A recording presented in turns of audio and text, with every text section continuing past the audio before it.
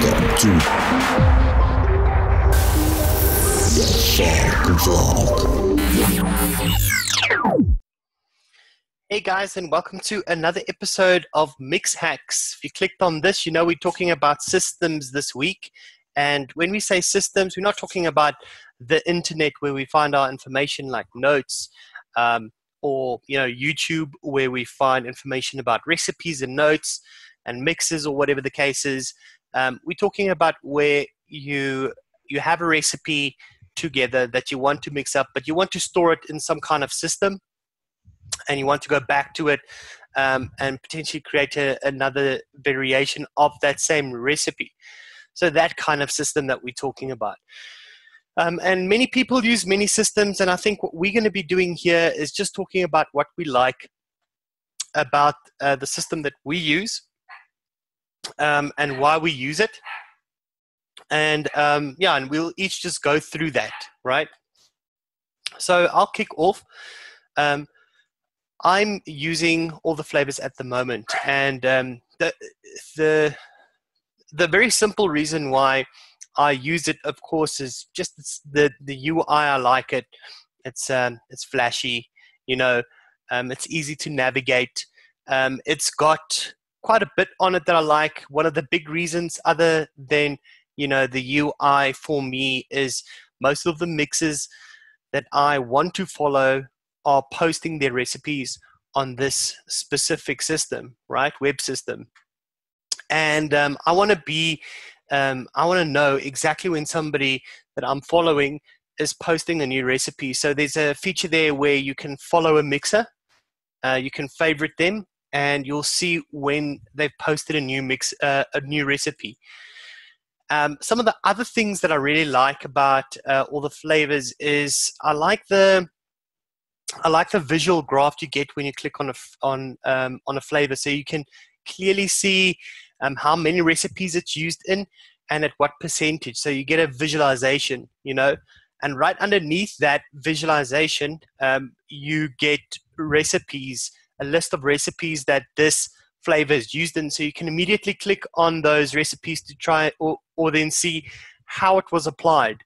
Yes, it was used at this percentage, but what was that application for, which is the logical next step that you want to look at when you see, okay, this is the percentage that people have been using it in. But you also have further to that, you also have the ability to filter most popular. So you can look for flavor, you can look at what percentage it's mixed at, and then the most popular mixes that concentrate is then used in, which is extremely powerful. I think it's a nice flow of how I like to use a system, and especially for what I'm doing, maybe not for what everybody else is doing, right? There's another thing that I really like about ATF as well. Of course, it's got all the features in there that you want to store your concentrates, or to store the concentrate, to create your recipe in there, to save it, your recipe, to add a picture, to add a description. All that stuff is there, right? But what I like about it is when you go and click on a mixer, there's a small little I button there. When you click on that, it gives you information of when the original recipe was posted and when was the last update made to it, which is extremely powerful because, if you see somebody has made an alteration to a recipe that was created in 2016, but he's recently, made an update to it, it gives me a lot more confidence that he's checked his recipes and he's maybe made some tweaks, for an application for today type of application with the new flavor atties and stuff available. I really like that. There's one thing that I think probably we'll see changing, and that is if you look at that information tab, you'll find two fields. One field is views, one field is recent mixes.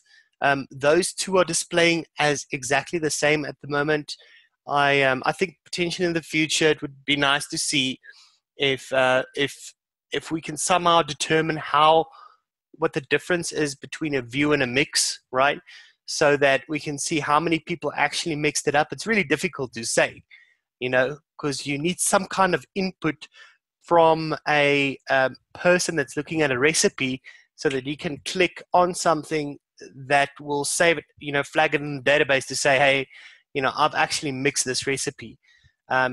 What I think is happening at the moment, how the system is working, it makes that assumption that if you've clicked on the mix button, you've mixed up this recipe, which I guess is a fair assumption to make. But I'd like to see, some clarity around what's a mix, what's a view. That will really give you an indication of how popular a recipe is. And also the filters. I think the filters on ATF are great. We can see most popular mixes.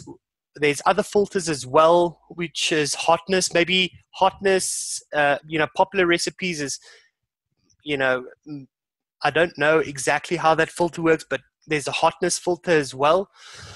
I'm sure the hotness filter is based on a calculation that calculates based on,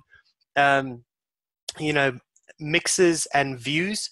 There's all kind of other filters as well. I would like to see potentially some new filters and updates there so that we can filter on years instead of, just looking at the hottest recipes or,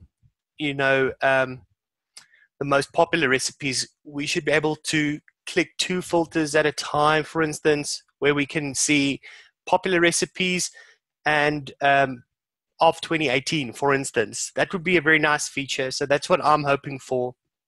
Dietz, what systems do you use? So I started using DIY juice calculator when I started DIY. I asked around on the forum, obviously before I bought my first concentrates and stuff. I did a lot of asking and questions and stuff on our local forums, and there was a few DIY calculators available, but the choice my choice was the DIY juice calculator because it could keep count of my stock. That was my main and biggest reason. And then later, as I downloaded the user guide on it, I learned more and more about your volumes, and it calculates your costs. Apart from keeping stock, you can have a shopping list. It's got warnings of your limits and your levels of your concentrates. There's you keep your notes. It's just so easy. I mean, you right click, you copy a recipe, rename it, and just remove or amend the recipe. It's very easy and very user friendly. But as I mentioned, my biggest point on it was the fact that it kept stock for me, because to the eye, it might look like 2 ml, but it's actually 1.5. And when it comes to mixing and I'm halfway through a recipe, I'm short of half a ml, it's a problem. So I was very strict on the fact that it had to have keep stock. With that said, I have, over the past few months since I registered on ATF, I have started using that more because of the fact that the resources are very easily available. I mean, you're busy with a new recipe, you look under your own recipes or other recipes. The function I like a lot is because I've loaded my inventory. I actually took my inventory from the DIY juice calculator, exported it to a XML or whatever the format is that they have available on ATF, and imported it into ATF according to their template that they have. So I immediately had all my stock in with quantities and everything from DIY juice calculator into ATF, and ATF offers me all the options that DIY juice calculator does. I still clone both recipes, so if I create one on ATF, I will still capture it on the DIY juice calculator and vice versa. I do that to have a backup, I guess, of all my recipes. The function I really like on ATF is what can I mix. So when you load on all your concentrates, you click what can I mix, and it lists everything, all recipes that you have all concentrates for. So there's that. There's easy checking up on notes and how it's used in other recipes, and it's just there in a browser. Apart from that, obviously, I'm connected everywhere. On your phone, anything with a browser, you've got access to mixing a recipe. So if you have an idea, you don't have to wait for you to get to your computer or whip out the laptop or whatever. So I love both, actually, because there's the function of both. That is the only two I have used because they have all the functionality that I need and actually more. So I think with ATF leading a little bit more and more every day, that's what I've been using. Yep. Excuse me. I started using eLiquid recipe calculator. That's eliquidrecipes.com. Started using that one. It's basically the very first one that I come across.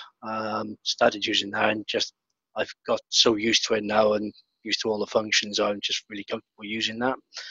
One of the main reasons I started using it was the layout on there is quite simple. There's no cluttering or anything like that.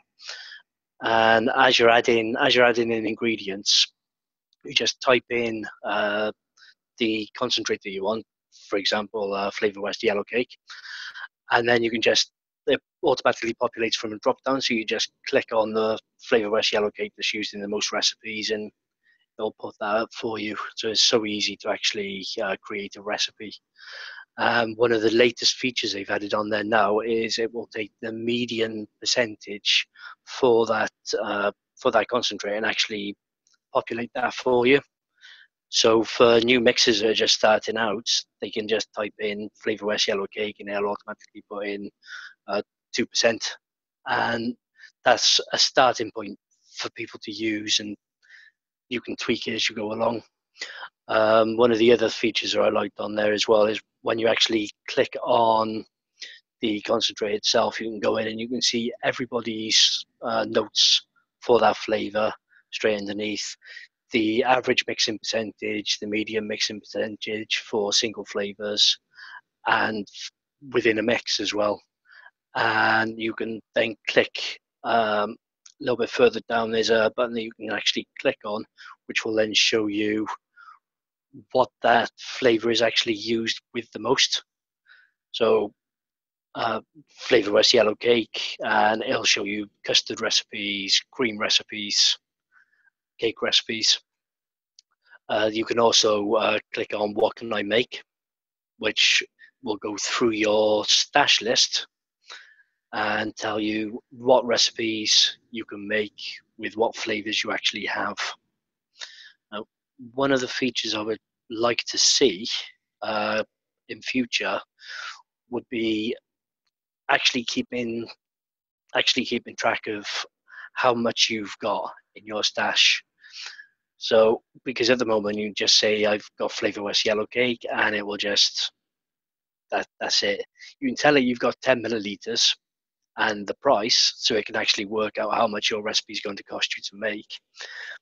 But when you use it, it doesn't actually take that from the total. So there's no way of keeping track on there at the moment. One of the other features from the mixing side of you, you've actually got folders that you can create on there. So I've actually created folders and then split my recipes up into different profiles just to make it easier for me to keep track of what I've got and make it easier to find recipes from the mixing point of view. You can also, from the mixer side, you can also see how many people have viewed your recipe. Now, it would be nice to actually see that when you're going in looking for new recipes to make. You can click on a recipe and 3,000 people have actually looked at that. Might help you make your mind up as to whether it's worth mixing or whether you should go on to something else. You can also search as well by recipe name. You can also search by mixer name. It's all done in the same field, just on this little search bar. And you can also filter as well by rating. Now, with the rating system, when somebody mixes it up, it's up to them. If they like the recipe or don't like the recipe, just go on and leave a little bit of feedback for mixes and give it a rating out of 5 stars. One of the other systems that I have used is Vape Tool Pro for Android. It's good for when you're out and about and you haven't actually got any 4G. If just to do a nice quick mix on, but that's all I use it for. Really, is just to show me quickly how much I need to put in to make a 100 ml mix of a certain recipe. with all the other features, they're all covered by another system, so I just tend to use that when I'm out and about. I think that's it for me. But I also saw last year, Liam, just on the ELR topic, so thumbs up for ELR. I think there's some features coming in. It's nice to see movement on that. I know that there was a big change on duplicate recipes. And they I don't have the post with me, but it's true. I did go and check. They removed all the duplicate recipes, and they also stopped people from creating recipes with single flavors. When I say remove, they actually just hid it from making it searchable. So you still had that mix in your private recipes. It just wasn't live for anybody to find and search it on. And I think they removed all the single flavor recipes as well. And you're not allowed to create or make a single flavor recipe searchable.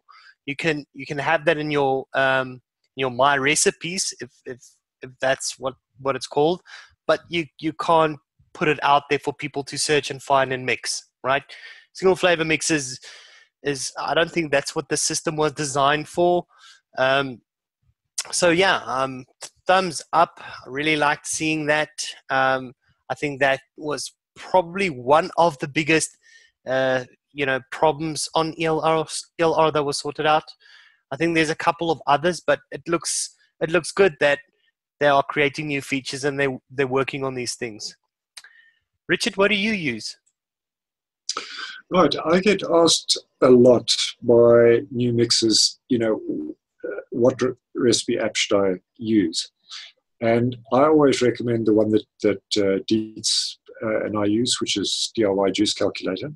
And it actually surprises me how few people want to mix on a computer. They want to mix on their phones. Now, I mean, I'm old school. I use a phone to talk on, and I do my computing on a computer. I mean, that's how old I am. So for me, the computer is the most logical place to put my mixing app. And the reason that I like it, it's got everything that Dietz said. Then also to just go further on what Liam said about the ELR putting in the average mixing percentage of an ingredient that you put in a recipe. What you can do with DIY Juice Calculator is that you can set your percentage for each ingredient. Now, I mean, the vast majority of recipes that I have that use FW hazelnut use it at 0.5% because they would be things like cereal milk recipes where that FW hazelnut is added in there. So what I can do is I can set 0.5% as the default percentage for FW hazelnut. And it means that when I add it to my recipe, it's already for 80% of recipes, it's at the right percentage already. Another really useful function that it has, which I don't think you'll find in too many Android or Apple apps, is that if you want to make a one-shot out of a recipe, let's say you make a recipe that you really like it, and you now want to make a premix of that you can use as a one-shot. So you want to make 30 mils, not of the juice, but of the actual one-shot that you can then turn into mixes. There's a button that you can press on DIY Juice Calculator, and it will tell you how to mix just the flavors together into a bottle to create a one-shot out of that recipe, which is really handy because, if you don't want to keep on mixing up the same recipe, you can do a premix of the flavors in the right percentages, and then you just add your Nick, VG, and PG, and you actually treat it basically like a one-shot. That's the way that people are going now. So that's really useful functionality.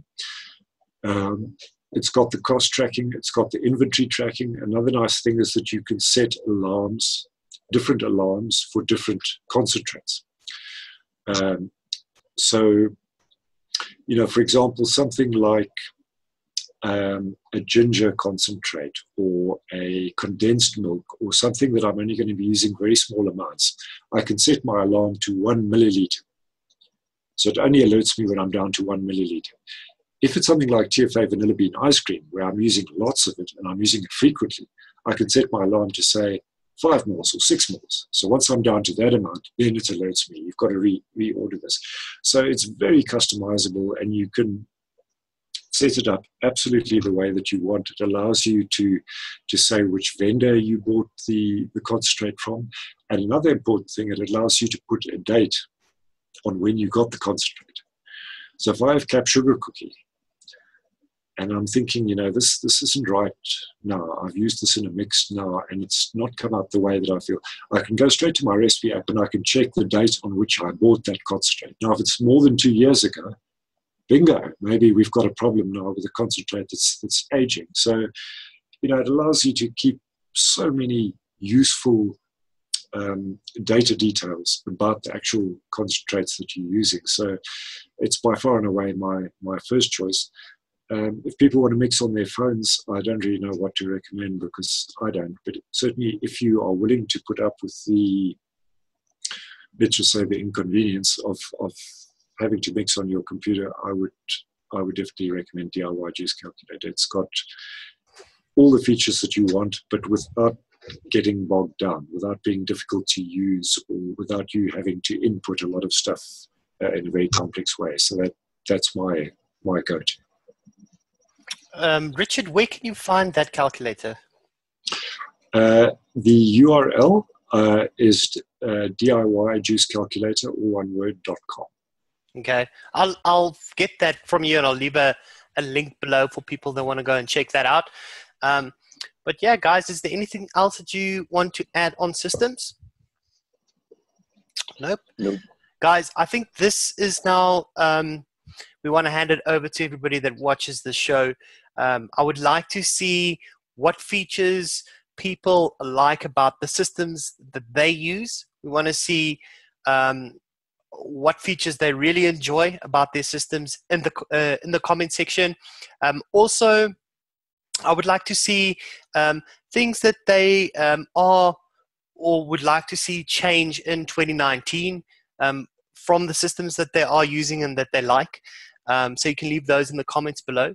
But yeah, thank you very much for watching the show, guys. Yeah, Richard? One point for both ATF and ELR, what I would like to see is when you are crafting a recipe online, that it gives you the closest approximation to your recipe. Now that should be possible with a database search function. In other words, if I enter 4% TFA Vibic, 3% strawberry rind, 2% cap sweet strawberry, and 2% cap vanilla whipped cream, if there's already a recipe that has that, if it could come up and say, look, this recipe already has that, or if it's very close to it, then instead of mixing it up myself, I could actually mix the existing recipe. Or I could at least see, is it a popular recipe? Are these flavors likely to work together? Plus, it would allow me just that sort of IP thing, that I'm not cloning or coming very close to cloning somebody else's recipe unwittingly and then putting it out, and now they're upset because I've stolen their recipe. So I think that would be a useful function. I think even if it doesn't give you a close to what your percentage is, if you contain exactly what another recipe contains concentrate-wise, then it should flag and say this is what's mixed. But yeah. Yeah, or it just gives you, it's a very cool idea actually. It just gives you, this recipe is almost like this one, So it just shows you, hey, it's close. So then you can see, hey, but look at what this guy was doing, or look at how they applied these flavors. That can help you with the recipe that you're building, or you can just mix up their recipe, which is already close, or it can stop you from duplicating a recipe that already is, in existence. So you obviously don't want to create exactly the same thing that's out there. And I mean, if you're looking at a global system, that's becoming more and more possible, especially with more and more people DIYing. But thank you very much, guys, for watching the show. Remember to leave those comments below. I think it's important for the creators of the system to see those comments. So this is the opportunity. But thank you very much for watching. Cheers, guys. Thanks, guys.